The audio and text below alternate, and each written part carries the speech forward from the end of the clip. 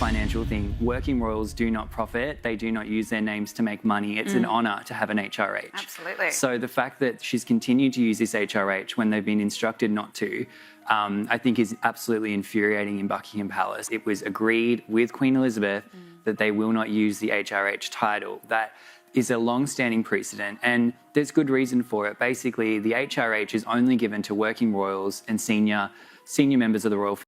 What if a prince turned his royal title into a Hollywood brand, and now Parliament wants it back? It happened behind closed doors, but the tremor was felt across 2 continents. A session in the House of Lords, usually a quiet procession of debates, ceremonial rituals, and lords in robes, erupted with rare emotion. The subject?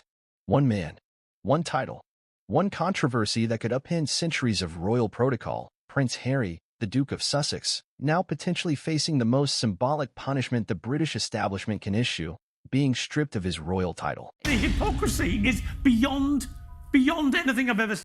Before we continue, please like, subscribe, and turn on the notification bell for updates. A gasp rippled through the chamber when the motion was first read.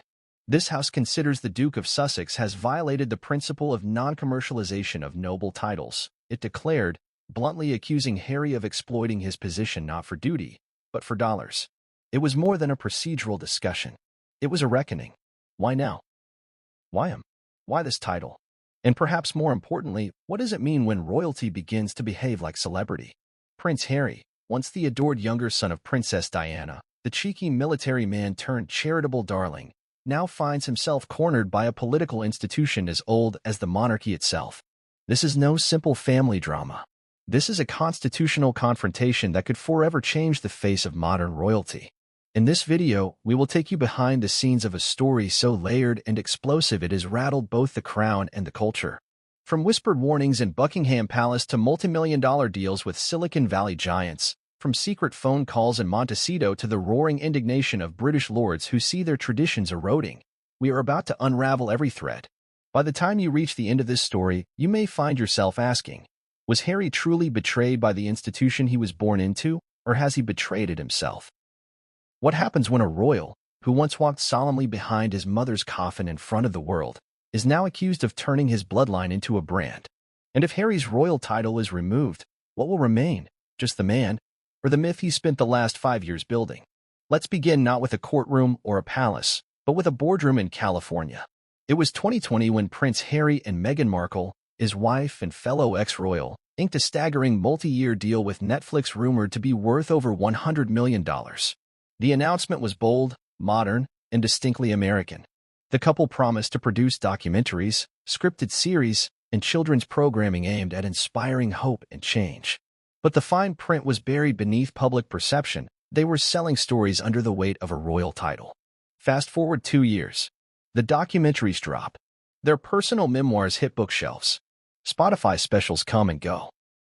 And yet, what the British establishment cannot ignore is not the content, but the packaging. The Duke and Duchess of Sussex splashed across screens and pages, wielding royal imagery, nostalgia, and even palace anecdotes as commercial currency. In the United Kingdom, that is no small transgression. It's a spark in a room drenched with kerosene. Royal titles in Britain are not just symbolic. They are constitutional instruments, tied directly to the monarchy's relationship with the people, with Parliament, and with history itself. When a member of the royal family monetizes those titles, even from thousands of miles away, it sends shockwaves through the halls of power and protocol. Enter the House of Lords. The motion raised this year was not spontaneous. It was whispered about for months. Speeches had been prepared, legal frameworks reviewed, and alliances quietly forged. And when it finally came to the floor, it arrived like a thunderclap. Several lords stood up, not just conservatives, but independents and crossbenchers, accusing Prince Harry of eroding the constitutional barrier between monarchy and market. This is not about punishing a man for leaving his duties, one lord declared, slamming his fist onto a table. It is about preserving the sanctity of a title that should never be leveraged for corporate gain. The accusation was clear. Harry, in signing with global media companies, had traded the respect attached to his title for commercial benefits. He had crossed a line that his ancestors, even those in exile, had never dared to cross so boldly. The term floated around the chamber like a slap across the face, the Duke of Netflix. The irony was brutal. For years, Harry had spoken about breaking free from a toxic royal system, only to allegedly build a personal empire from its ruins. Critics accused him of weaponizing his trauma and heritage for profit. Defenders insisted he was merely reclaiming his narrative. But now, with Parliament involved, the battle had shifted from opinion to potential legislation. In the palace, the response was silence.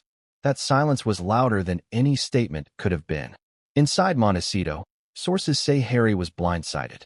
Aides rushed into his home with news of the motion. He allegedly reacted with disbelief, then fury. One insider recounted. He said, "They can't do this to me. Not after everything I gave them." Meghan reportedly remained composed, telling friends, "We knew the backlash was coming. We just didn't know it would come with robes and seals." The news made global headlines within hours. From the Daily Mail to the New York Times, every outlet carried a variation of the same message. Prince Harry might lose his title. In the UK, the coverage was clinical and constitutional. In the US, it bordered on celebrity gossip. But in both narratives, one theme rang out. This was unprecedented. And yet, was it really? To understand how we got here, we must go back. Not just to the Netflix deal, not just to the Oprah interview, but to the very idea of what a title represents. A dukedom, in royal terms, is not earned through merit but granted through favor. It's a bridge between monarchy and nobility, between duty and privilege. And when granted, it carries with it not just prestige, but responsibility. That responsibility is understood, unwritten, and sacred. Harry's defenders say he has fulfilled that responsibility in a modern way, by using his platform for advocacy, awareness, and mental health. But critics counter that the moment he turned that platform into a paycheck, he violated a sacred trust. So where does this leave us? What happens if the House of Lords succeeds? Will King Charles support the motion, remain silent, or intervene privately? Would stripping Harry's title only inflame tensions between the royals and the Sussexes, or finally resolve them? Is this justice, or just theater? More importantly, what does it mean for a monarchy that claims to be above politics, yet now finds itself embroiled in a battle over brand management? One thing is certain, this is not just about Harry. It's about an institution reckoning with modernity. It's about tradition being bent, challenged, and in some cases, shattered. And it's about one man caught between worlds, one foot in royal history, the other in American celebrity, and both now sinking into the quicksand of scandal. Stay with us as we unpack this explosive drama, piece by piece, revealing the backroom decisions, the broken relationships, the money, the power, and the unfiltered emotion behind what could be the most symbolic royal punishment since the abdication of Edward VIII. Because if Prince Harry truly does lose the title of Duke of Sussex, it won't just be the end of a chapter. It will be the closing of a royal book, one that may never be written again. It did not begin with a thunderclap, nor a leaked memo. It began with murmurs, low, careful conversations behind red velvet curtains in the corner chambers of the House of Lords. There had been talk for months, even years, of the need to re-examine the constitutional implications of a royal acting as a corporate partner. For many in the Lords, the question wasn't if something should be done about Prince Harry, it was how to do it without tearing the fabric of the crown itself. When the Duke and Duchess of Sussex stepped back from royal duties in 2020, few imagined it would lead to a formal motion in the second chamber of Parliament to potentially revoke Harry's hereditary title. But the events that unfolded over the next 3 years transformed what was initially dubbed a modern royal experiment into what many insiders began to see as a threat to the very integrity of monarchy. A significant number of lords, particularly those with constitutional and legal backgrounds, began to take note not just of the Sussexes' growing media presence, but of how that presence leveraged language, iconography, and branding rooted in royalty. On Netflix, Harry wasn't just Harry. He was the Duke of Sussex. In his memoir, Spare, he wasn't merely a soldier or a son. He was a royal, referencing palace dynamics, family confrontations, and confidential royal decisions. This was no longer a private individual airing grievances. This was a duke, in full title, selling access to the institution itself. The tipping point came quietly. It wasn't a tabloid scandal or an American talk show.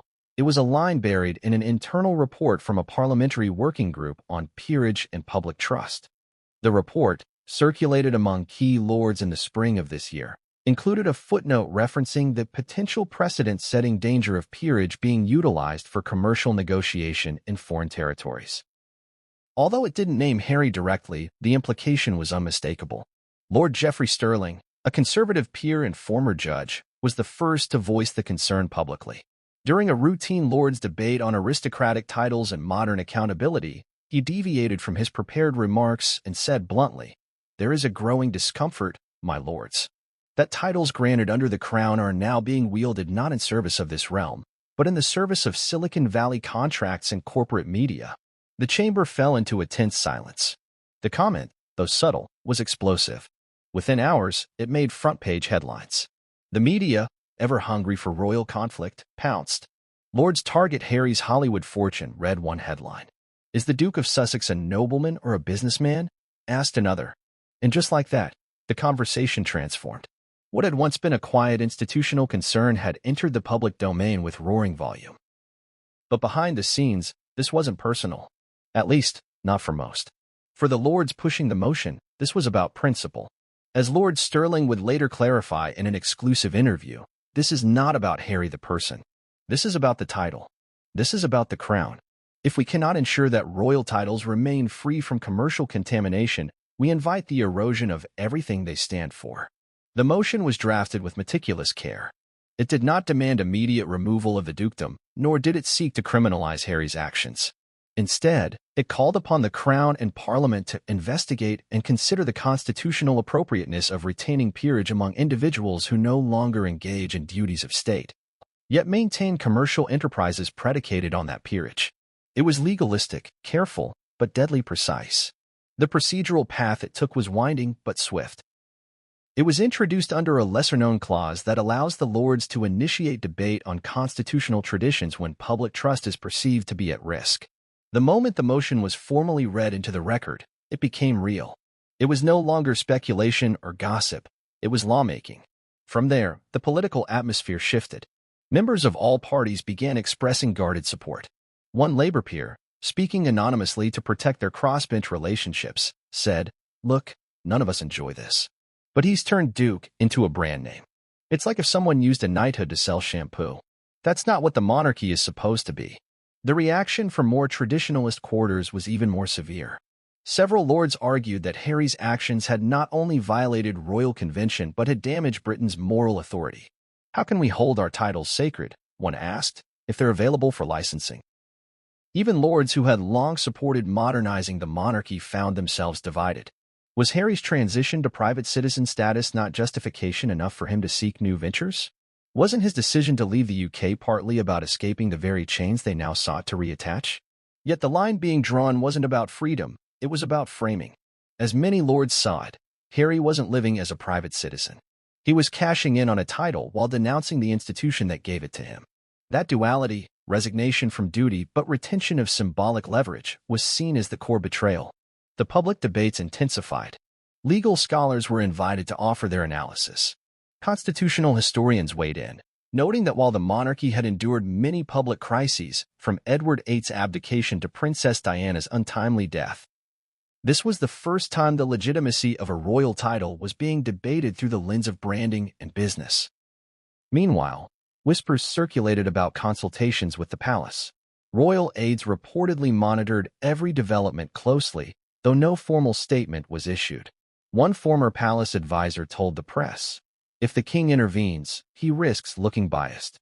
If he stays silent, it could be interpreted as complicity. There's no easy path here." Some insiders revealed that Prince William had been briefed extensively about the motion. His public silence spoke volumes. Not once did he issue a word of support for his brother, nor did he speak against the Lord's concerns. To many observers, it was a clear sign that the institution was beginning to let go of Harry, not just emotionally, but constitutionally. Across the Atlantic, the reaction was more performative. U.S. media portrayed the Lords as vindictive, out-of-touch aristocrats trying to punish a man for daring to monetize his trauma. "So what if he cashed in?" said one popular podcast host. "He's got every right to make money." That's the American dream, baby. But in Britain, the question was never about capitalism. It was about stewardship. Royal titles are seen not as trophies, but as tools, meant to be used in the service of crown and country, not commercial gain. The debate reached a fever pitch when a second version of the motion was leaked. This draft included an additional line: in future, peerage may be revoked upon review if its continued use is deemed injurious to the dignity of the crown. That one sentence turned a procedural debate into an existential one. If this clause passed, it wouldn't just be about Harry. It would set precedent for how all royal titles might be evaluated in the future. For some, it was terrifying. For others, long overdue. On the day of the vote, the House of Lords chamber was packed. Nearly every seat was occupied. Journalists filled the galleries. Outside, cameras rolled as activists from both sides stood waving signs. Some reading "Protect the Monarchy," others saying "Let Harry live." Inside, the Lords spoke not with rage but with restraint. It wasn't a shouting match. It was a slow, deliberate, almost surgical dissection of royal responsibility. One peer, a retired diplomat, said, "We are not stripping him of his humanity. We are asking whether a title meant for national duty should be used to negotiate media deals abroad." The vote was closer than expected. Some peers abstained. Others offered qualified support. But in the end, the motion passed. Not with thunderous applause, but with solemn gravity. It was a political act, but one wrapped in royal parchment. What followed was silence from Buckingham Palace, fury from Montecito, and a stunned realization across the British public that they had just witnessed something rare. A royal wasn't being adored. He wasn't being protected. He was being held accountable by a chamber older than most monarchies on earth. The storm had arrived. And it was just beginning. It began with a press release. Brief, elegant, and deceptively simple. Dated September 2nd, 2020, the statement read, "The Duke and Duchess of Sussex have signed a multi-year deal with Netflix to produce documentaries, scripted series, feature films, and children's programming." The tone was polished. The message clear.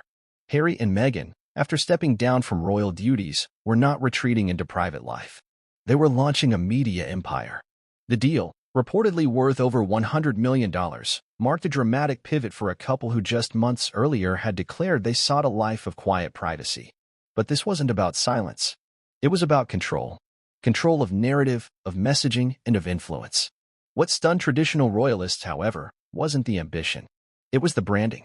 From the outset, the promotional materials, interviews, and public appearances retained the unmistakable weight of royalty. The couple were never billed as simply Harry and Meghan. They were consistently introduced as the Duke and Duchess of Sussex, a title steeped in centuries of British nobility. In Hollywood boardrooms, this wasn't just another celebrity pitch. This was royalty packaged and presented with a regal seal of approval. To understand why this rattled Britain's establishment, one must grasp the delicate balance that royal titles represent. They are not inherited trinkets or ornamental flourishes. They are constitutional instruments bestowed by the monarch, meant to signify allegiance to the crown and service to the nation. When a title like Duke of Sussex is used in media contracts, business promotions, or brand endorsements, it becomes more than a name, it becomes an asset. And in the case of Prince Harry, many within the British system began to argue that he was actively leveraging this asset for personal gain, in a way no royal had done so openly in modern history. Take the Netflix documentary Harry and Meghan, released in late 2022. The series promised to pull back the curtain on palace life, institutional constraints, and personal trauma. And it delivered on that promise, but in doing so, it did something else. It repeatedly invoked Harry's royal heritage, showing childhood footage inside Buckingham Palace, referencing meetings with Queen Elizabeth, and featuring photos taken at official state events. The documentary blurred the line between private reflection and institutional disclosure. Then came the Penguin Random House publishing deal. The book, Spare, which arrived in early 2023, sold more than 3.2 million copies in its first week, becoming the fastest-selling nonfiction book in British publishing history. The memoir was raw, emotional, and deeply personal. But again, the controversy wasn't just in what Harry wrote, it was how it was presented. The author wasn't listed as Harry Windsor. He wasn't identified as a former soldier or a private citizen. He was credited as Prince Harry, the Duke of Sussex. The title was emblazoned across every major bookstore, printed in bold font, stamped onto the dust jacket like a royal crest. Within the memoir, Harry detailed private conversations with his brother William, arguments with King Charles, and even sensitive encounters with the Queen. He described his military service, his drug use, his therapy sessions, and his time in royal residences. Every anecdote carried the weight of royal proximity, every page a reminder that this wasn't a man telling a story. This was a duke selling one. And then there was Spotify. Their podcast, Archetypes, hosted by Meghan Markle, explored themes of female empowerment and media stereotypes. It featured interviews with high-profile guests, from Serena Williams to Mariah Carey. Though the podcast was marketed primarily as Meghan's project, the title page again invoked royal terminology. Spotify's launch campaign leaned heavily on the Duke and Duchess identity. Their profile images across streaming platforms retained formal imagery, including royal-style portraits and press images taken while still senior members of the royal family. The reaction from Britain's traditionalists was swift. To them, this was not entrepreneurship, it was exploitation. Royal historian David Starkey, known for his blunt assessments, described Harry's transition as a betrayal cloaked in privilege. In interviews, he asked rhetorically, if a former prime minister started selling state secrets in a memoir, would we call it catharsis or treason? Many felt similarly. In royal circles, there were whispers that the Sussexes had blurred the one line never meant to be crossed, using one's position in the royal family to secure personal, commercial benefit, especially abroad, beyond the reach of the monarchy's quiet authority. Yet defenders of Harry and Meghan countered with equal force. They argued that the couple had endured relentless media abuse, institutional neglect, and thinly veiled racism. The Netflix deal, they said, was not a betrayal but a reclamation. Meghan's supporters especially emphasized that she had faced smear campaigns from within palace walls and that telling her story on her own terms was a form of justice. But even among sympathizers, there was unease. The scale and speed of the Sussexes' media ventures prompted concerns. Could they truly separate personal narrative from institutional identity? Or were they relying too heavily on their former roles to build a post-royal brand? The numbers didn't lie. Harry and Meghan was among Netflix's most-watched documentary debuts. Spare broke records. Spotify paid tens of millions upfront. But analysts noted that much of the audience's interest was driven not by the couple's creative vision, but by their royal cachet. Would these ventures have succeeded had they been branded simply as Harry and Meghan Markle? Or was it the mystique of monarchy that drove consumer curiosity? That's the heart of the controversy. In every interview, every deal, every appearance, the tension remained. Harry had publicly left the royal institution, but he continued to trade in its language, its symbolism, and its power. British institutions were not designed to withstand this sort of cultural ambiguity. Titles either represented duty, or they didn't. There was no middle ground. And Prince Harry, willingly or not, had carved out a third space, that of the royal entrepreneur. Even his charitable work, while largely applauded, became part of the debate. The Invictus Games, which Harry helped establish, were undeniably a noble cause. Yet when documentaries on the games were packaged under Netflix contracts, questions arose about the fine line between advocacy and profit. Was Harry using his platform to uplift veterans? Or was he selling their stories to maintain relevance? Meghan, too, faced scrutiny. While she holds no title in her own right, her identity as the Duchess of Sussex was used across business documents, production credits, and marketing material. American audiences embraced the title as part of her brand. But in the UK, the title's use outside of public service circles raised eyebrows. Perhaps the most emblematic moment came during a press tour in New York, where Harry and Meghan were introduced on stage as their Royal Highnesses, the Duke and Duchess of Sussex. The crowd applauded. The event was sponsored by a major corporation. And though technically the HRH styling had been relinquished post-Megxit, the blurring of formalities reinforced what critics feared. The title had become a selling point. By 2024, those criticisms hardened into political momentum. Members of the House of Lords compiled dossiers. Public opinion began to shift. Polling showed increasing support for evaluating the future use of peerage in commercial contexts. For the first time, constitutional scholars appeared on television to explain the difference between a royal title and a noble one, between duty and branding. The term Duke of Netflix began as a sarcastic jab in a British tabloid. But within months, it became a shorthand for the entire phenomenon. A prince-turned-producer, navigating two worlds, alienating both. And here lies the central irony. Prince Harry had left the royal family in pursuit of independence. But in doing so, he had become more entangled in its symbolism than ever before. Every step he took into the commercial sphere pulled the monarchy with him, willingly or not. Every deal signed in California echoed across Westminster. Every contract bore the ghost of a coronation robe. As the Lords prepared to vote on the motion that would challenge the legitimacy of Harry's title, the debate was no longer theoretical. It was tangible. The stakes were not just about one man, but about the future of what royal identity means in the 21st century. Can you monetize a monarchy without diminishing its authority? Can a prince become a brand without becoming a contradiction? Can a title, once sacred, survive the open market? These are the questions Britain must now confront. And at the center of it all, whether he wants to be or not, stands Prince Harry, Duke, father, exile, millionaire, and now, perhaps, the most controversial royal of his generation. There are days in Parliament when history simply drifts along, debates echo into half-empty chambers, and ceremonial protocol lulls proceedings into routine. But the day the House of Lords convened to debate the motion concerning Prince Harry's title was not one of those days. This was not tradition.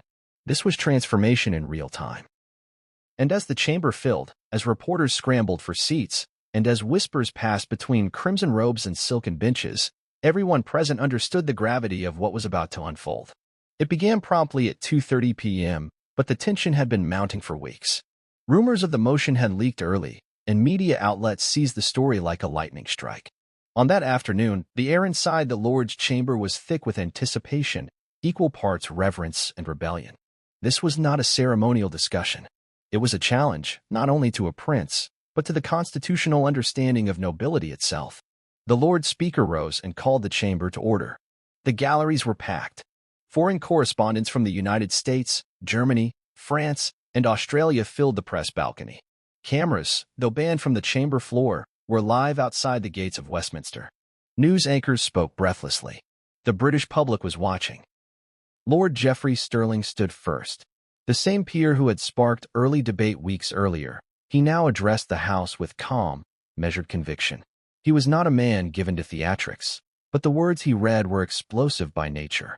"My lords," he began, "today we do not question a man's character, nor do we litigate private choices.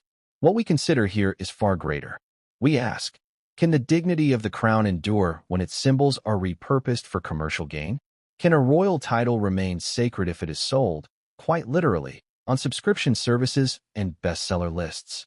There was no applause. This was not the Commons, but the weight of his words settled like stone across the chamber. Sterling continued.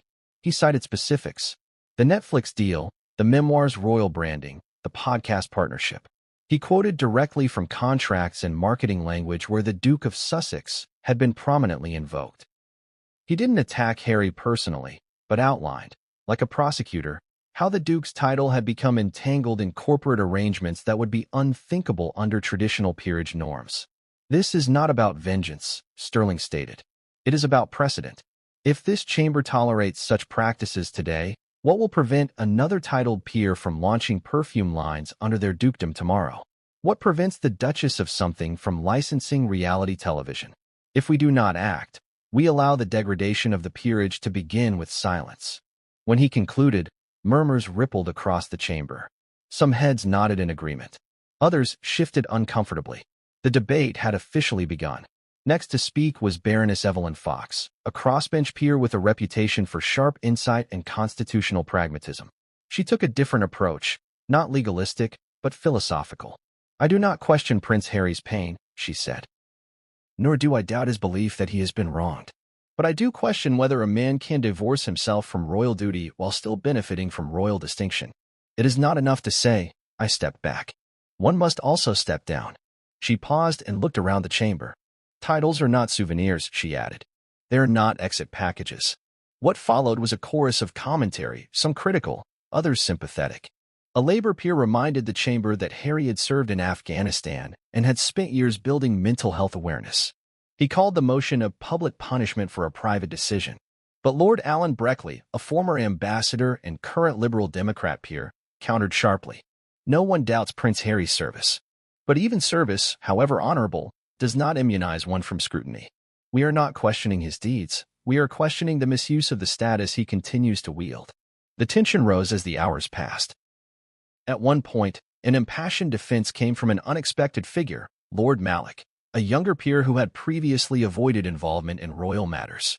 "This feels vindictive," he warned. "We are opening the door to politicizing every royal misstep.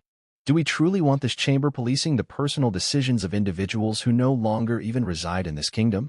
Yet Lord Francis Ackerman rebutted that sentiment with cold precision. "What Prince Harry does in Montecito is his own affair," he said. "But when he stamps Duke of Sussex on a media campaign in Los Angeles, that becomes our affair. The peerage is not international property. It belongs to this nation and to this nation's values." Outside the chamber, reaction was swift and impassioned. Protesters had gathered in two camps, one waving Union Jacks and signs reading "Protect the Crown," and another brandishing slogans like "Let Harry be free" and "Modern Royals for a Modern World." Back inside, the Lord Chancellor offered a final word of guidance. "This motion, though non-binding, is symbolic," he reminded the House. "It signals to the sovereign and to the public how this chamber perceives the use of hereditary honor in the modern age." It was time to vote. The chamber went silent. Each peer stood, one by one, to cast their decision. The division bells rang. The clerks tallied.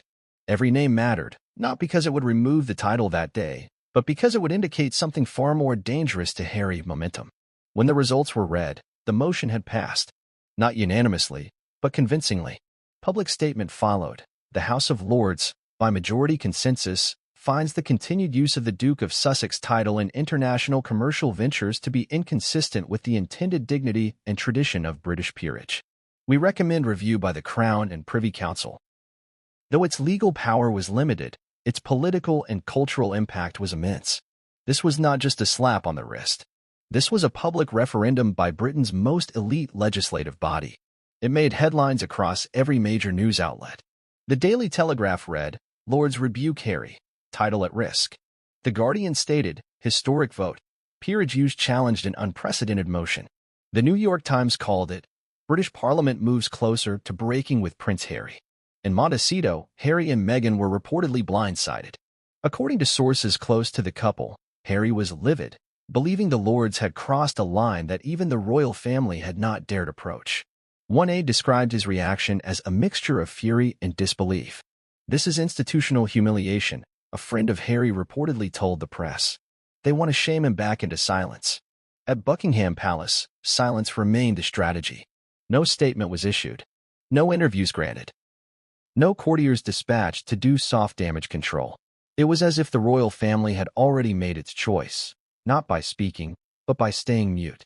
Within days, royal watchers and political analysts filled the airwaves. Constitutional experts explained the next steps. The Crown could act upon the Lords' recommendation, or it could ignore it entirely. But even inaction now carried weight. And amidst it all, the core question hung in the air like fog over the Thames.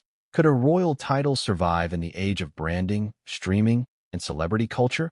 Or had Harry, unwittingly, become the face of a new era, where tradition and commerce collided in the most public way imaginable? The Lord's session had ended, but the crisis was only just beginning. The news reached Montecito before the ink had dried on the parliamentary transcript. On the other side of the Atlantic, Prince Harry was walking out of a private meeting with a documentary development team when an aide rushed over, phone in hand, pale-faced, voice low. The aide whispered something, and Harry stopped in his tracks. "What?" he said sharply. The aide repeated the news. The House of Lords had passed the motion. They had formally recommended a review of his title. Harry's jaw clenched. He didn't say anything for a full 10 seconds. Then, as one insider recounted, he turned to the wall and slammed his fist against it. Hard. He lost it, the source told a British tabloid the next day. It wasn't just anger. It was betrayal. You have to understand, he didn't think it would get this far. He thought they wouldn't dare. But they did. What followed in the hours and days after that vote was reportedly one of the most emotionally volatile periods Harry had experienced since leaving the United Kingdom in 2020. While publicly the Sussexes maintained silence, behind closed doors, the atmosphere was tense, chaotic, and, at times, explosive. According to multiple unnamed sources close to the couple, Harry immediately demanded a secure call with his father, King Charles. The request was granted, but what unfolded during that call remains the subject of fierce speculation. Several reports claimed that Harry's voice was raised within minutes. One palace insider, speaking anonymously, said, "The conversation was direct, and it was heated." Harry felt blindsided. He asked Charles why he hadn't intervened. Charles apparently said it was not his place to block a parliamentary recommendation. That answer didn't sit well with Harry. Another insider claimed Harry accused his father of standing by while he was publicly humiliated by your own government. The source said Harry ended the call abruptly after saying, "You've already made your choice.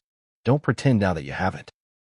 For a man who had once walked behind his mother's coffin in front of the world, who had served 2 tours in Afghanistan, who had built an entire identity around loyalty and family, this moment cut deep.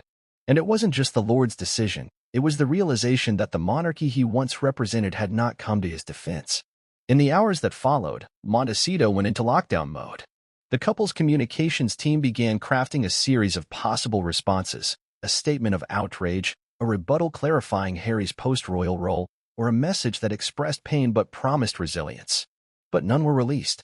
Meghan, according to those present, urged caution. "Let them move first," she reportedly told Harry. "If we strike now, they'll say we're attacking the institution." Still, those who know Harry said silence was not his natural state.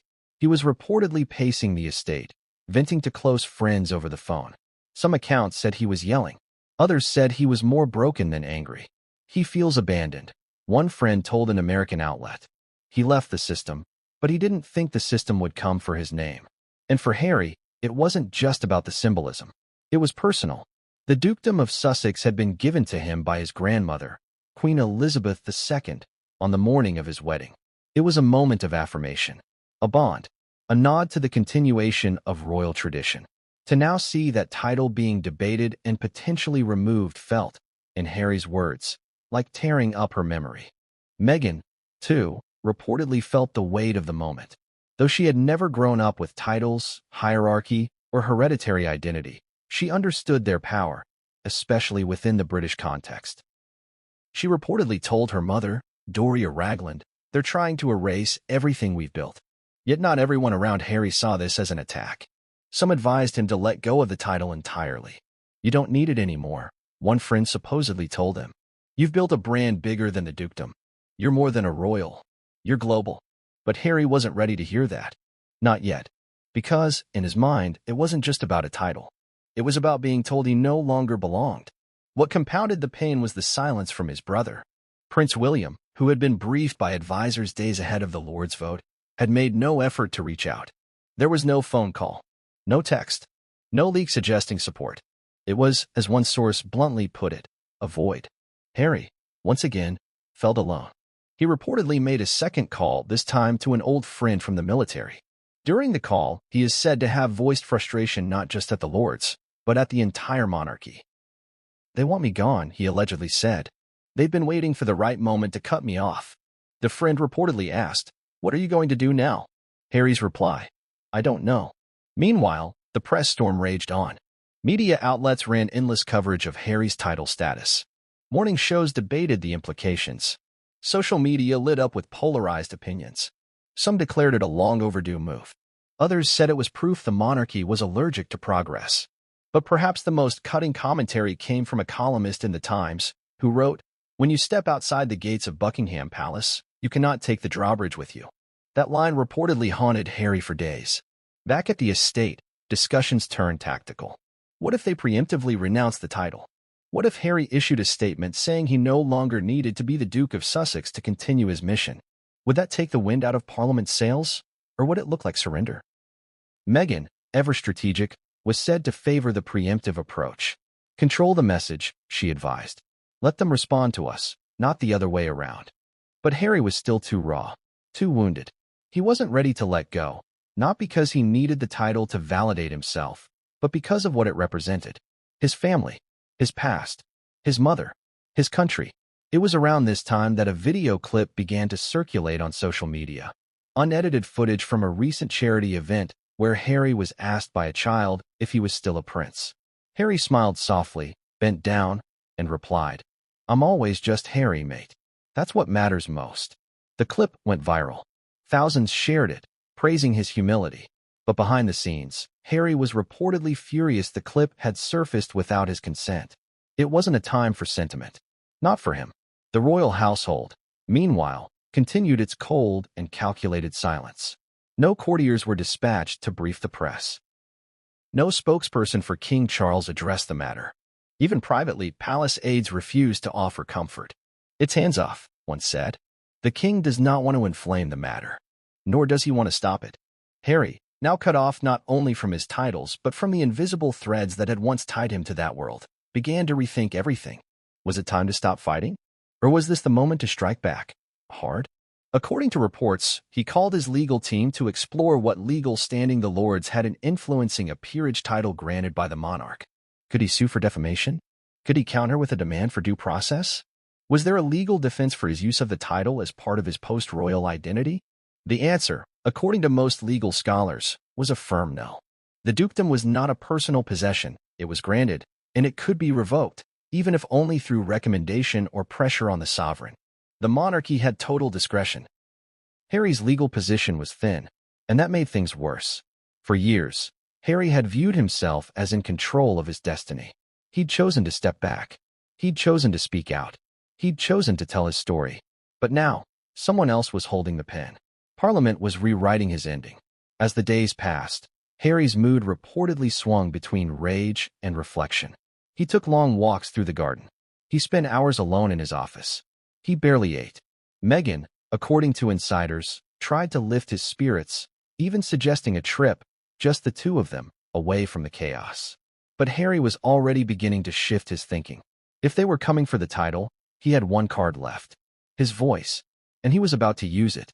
In the flurry of headlines, backlash, and royal silence surrounding the House of Lords' motion to strip Prince Harry of his title, one name continued to resurface, not in protest, not in condemnation, but in quiet reflection: Queen Elizabeth II. Though she had passed in 2022, the late monarch's presence still loomed large over every royal decision, every misstep, every confrontation. And now, as the crown teetered on the edge of an unprecedented rebuke of her grandson, a set of forgotten conversations and private letters began to reemerge, documents and recollections that painted a picture of foresight, restraint, and quiet apprehension from the only sovereign Harry had ever served. It began with a leak, subtle at first, then confirmed by a source once close to the Queen's inner circle. According to this former aide, Queen Elizabeth had privately expressed concern about Harry's trajectory years before he and Meghan made their official announcement to step down. While she publicly maintained support and understanding, she allegedly confided in senior courtiers that she feared Harry, in his quest for freedom, might inadvertently dismantle the very system that once protected him. She never doubted his sincerity, the aide recalled, but she worried about his judgment. These weren't the words of a monarch in conflict with her grandson.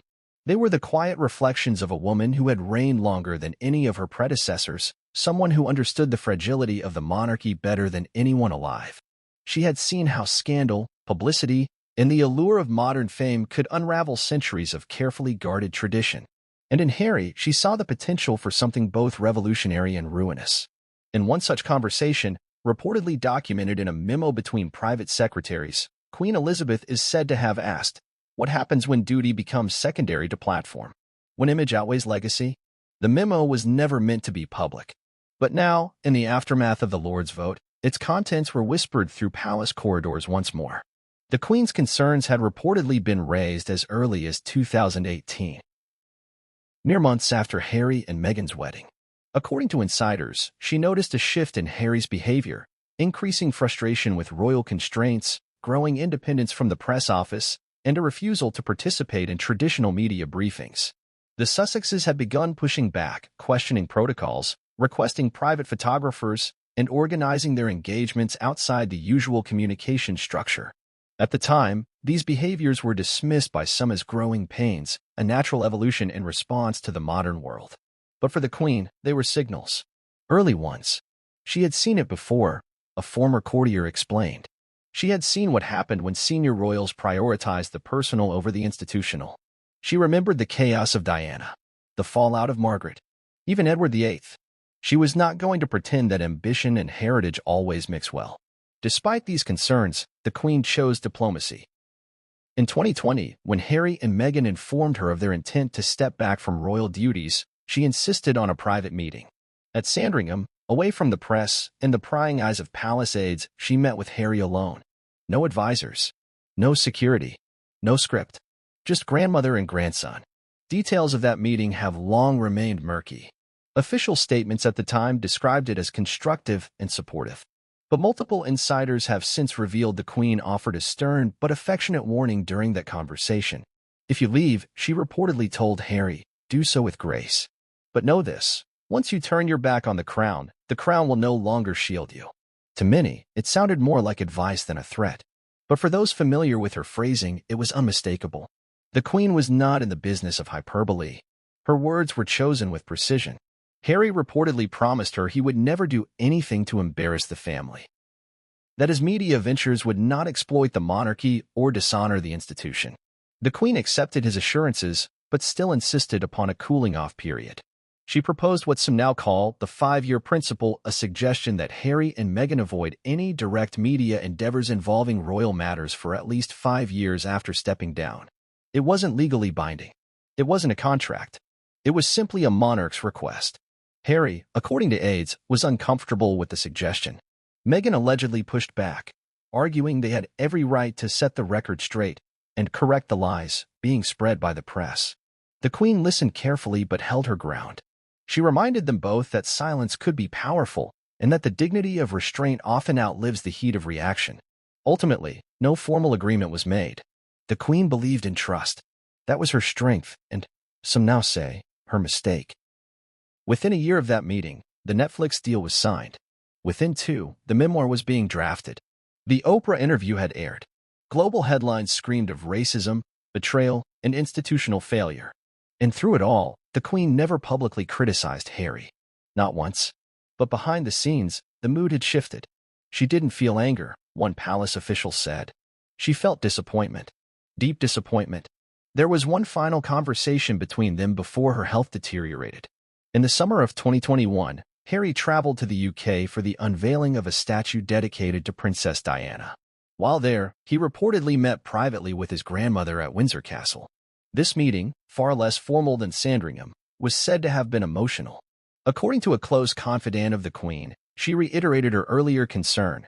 You must be careful, she warned him.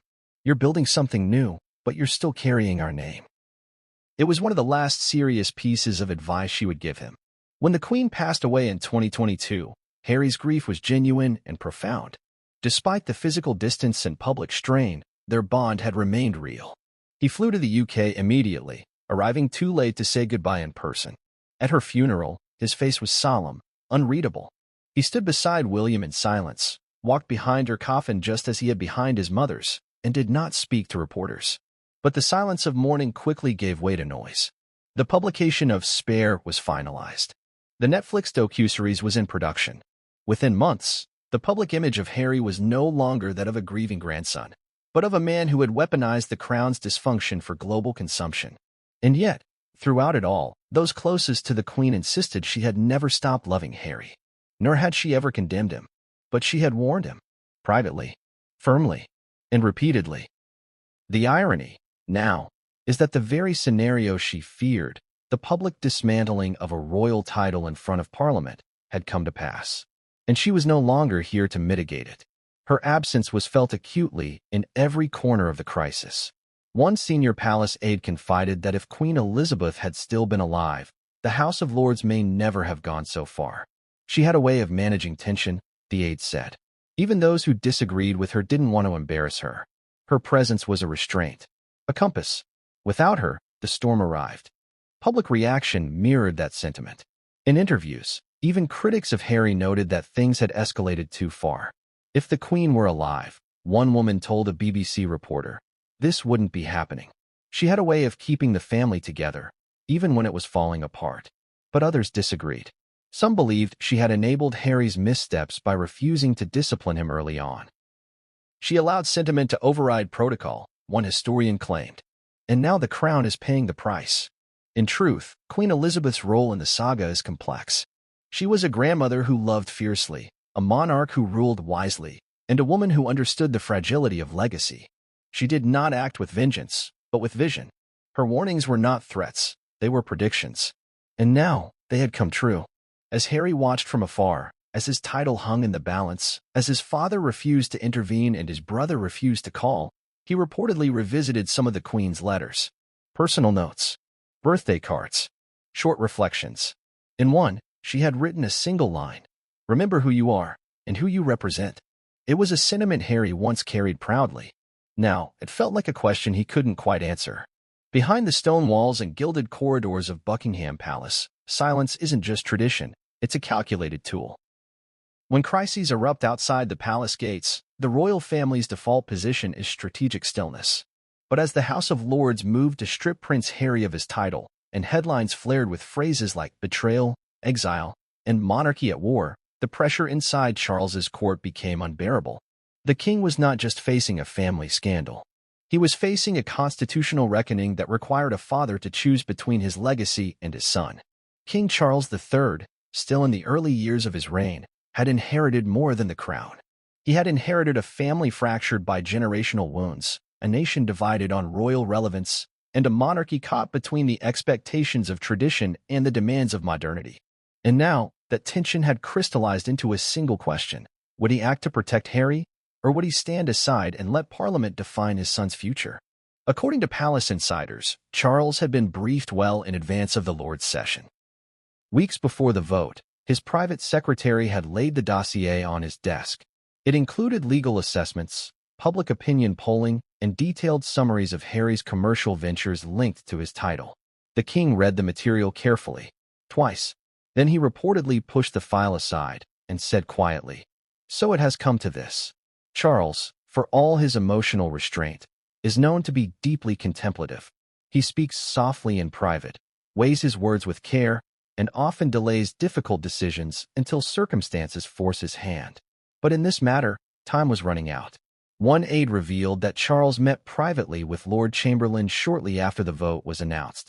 The meeting, held at Windsor, reportedly focused on two key issues: the legal ramifications of removing a peerage granted by the monarch and the political optics of royal inaction. The Lord Chamberlain advised caution. Stripping a title, even if only symbolically, was a drastic step. The last time such a revocation occurred, it involved German aristocrats during the First World War. Yet this situation was entirely different. This wasn't about foreign allegiances or wartime betrayal. It was about the transformation of royalty into media commodity. And while Charles understood the public concern, he also knew the man at the center of the storm. Harry wasn't just a title holder. He was his son. Palace staff, many of whom had worked under both Elizabeth II and Charles, noted the contrast in leadership styles. Where Elizabeth would often suppress personal emotion in favor of institutional clarity, Charles struggled to separate the two. His relationship with Harry had deteriorated over years of public interviews, private grievances, and high-profile tell-alls. And yet, according to those closest to him, the pain of that distance had never fully dulled. "He's torn," said one senior courtier. "He wants to be a father. But he also understands his role now comes with responsibilities that are bigger than blood." Camilla, Queen Consort, was said to have taken a harder stance. According to palace insiders, she believed the monarchy could not afford another season of drama. "If we don't draw the line now," she reportedly told Charles, "we won't have a line left to draw." Her influence, though not absolute, was persuasive. Camilla had long understood the volatility of public opinion. She had weathered it herself for decades. To her, safeguarding the monarchy's dignity mattered more than shielding its disruptors. But not all voices in the palace were aligned. Some members of Charles's inner advisory team urged a softer approach. They suggested the king issue a public statement affirming his love for Harry, while gently reiterating that peerages must uphold certain standards. Others floated the idea of a private family meeting, something to de-escalate the situation before it spilled into further constitutional debate. Charles listened to all of it, but he said little. Instead, he retreated to Balmoral for 3 days. No cameras, no press, no senior aides, just silence and long walks on the estate's mist-covered grounds. During that time, he reportedly reread letters from both of his sons. One from Harry, written during the early days of Megxit, ended with the line, "All I want is for you to understand why I had to go." Another from William, never made public, was more formal, more clipped, but full of worry about the monarchy's long-term survival. On the third day, Charles summoned his communications chief. According to palace sources, his message was simple: "We will not comment at this time." And so, Buckingham Palace remained silent. That silence, however, had a sound of its own. To royal watchers, it was deafening. Without denial, it implied permission. Without defense, it suggested distance. And to Harry, thousands of miles away, it was interpreted as abandonment. Multiple reports indicated that Harry had expected, at minimum, a call from his father. Not a public statement, just a word. Some signal that the king disapproved of how the lords were proceeding. But the call never came. This inaction was no accident. For Charles, doing nothing was a form of governance. By stepping back, he was allowing the constitutional process to play out without royal interference. It was the very principle his mother had lived by: never comment on legislation, never contradict Parliament. But this time, the legislation in question was about his own family. The crown's neutrality was being tested against a father's instinct to protect. In private, those who knew Charles well said he agonized over the decision. He reportedly confided to one bishop that he felt as though any choice would be the wrong one. If he supported the Lords, he would be accused of turning against his son. If he opposed them, he would appear weak and biased, sacrificing royal integrity to avoid personal discomfort. And then there was the matter of William. Unlike Charles, William had remained consistently tight-lipped since the Lord's motion. No statement, no leaks, no off-the-record remarks. But sources inside Kensington Palace suggested that William viewed the situation as inevitable. He believes Harry made his choice, one advisor explained. You can't burn the house down and still expect a key to the front door. William had reportedly warned Charles not to intervene. This isn't just about Harry, he had said. It's about the institution. If you bend the rules for him, you unravel everything. For the heir to the throne, there was no middle path. The title had to be earned, or it had to be removed. Caught between a furious son and a resolute heir, Charles stood alone. The irony was painful. For decades, he had longed for the crown. Now he wore it, and it weighed more than he could have imagined. In the days following the Lord's vote, Charles resumed his public duties. He was photographed planting a tree for a conservation initiative. He shook hands with schoolchildren at an event in Yorkshire. He unveiled a plaque at a hospital. And through it all, reporters shouted questions about Harry's title. Will you defend the Duke of Sussex? Do you agree with Parliament? Is Prince Harry still part of the royal family? Charles never responded. Not once. That silence, strategic as it may have been, told the world everything it needed to know. The king had made his choice, not through action, but through absence. Back in Montecito, Harry reportedly took that silence as confirmation. He's not going to stop them, he told a friend, according to leaked audio. He won't lift a finger. But in truth, Charles had lifted something heavier. The weight of legacy. The burden of monarchy over fatherhood. And perhaps that choice will haunt him more than anything he does or doesn't say. For days, Meghan Markle had remained quiet, deliberately, strategically quiet. As headlines worldwide dissected the Lord's vote to strip Prince Harry of his title, and as speculation surged about whether King Charles would intervene, Meghan watched from a distance. Calm on the outside, calculated beneath the surface. She had always understood that her words carried weight. She also understood that timing was everything. Then came the moment. A microphone, a podcast chair, and her voice, unfiltered, unapologetic, and designed to send a message. The episode was scheduled to be about women in leadership, part of her ongoing Archetype series. But as the podcast began and the host introduced her, Meghan diverted from the script. Her voice was composed but laced with unmistakable intent. I wasn't planning to say anything today, she began. But there are moments when silence becomes a form of surrender. And I don't believe in surrender. The message was clear from the outset. Meghan wasn't merely commenting on the controversy surrounding Harry. She was confronting it, head-on. In the following minutes, she delivered what many considered her most personal and pointed monologue since the Oprah interview in 2021. Without naming names, without directly citing the House of Lords, she painted a vivid picture of exclusion, of double standards, and of a royal institution unwilling to evolve with the world around it. You can leave the palace, she said, but the palace never really leaves you. It follows you. It watches you.